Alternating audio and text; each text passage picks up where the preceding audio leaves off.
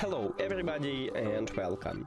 In this video I'm going to show you how to change voice prompt language for your BOSE Portable Home Speaker.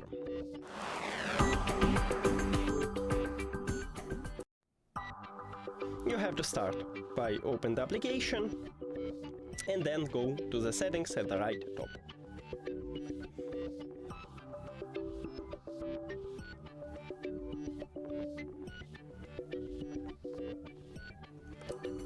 And right here we have a line voice prompts, so you need to tap on it and go to language. Now select another language and just click at this circle near to the language. Let's say I wanna change it to Espanol, so I just click right here and voice prompt is changed also. That's it.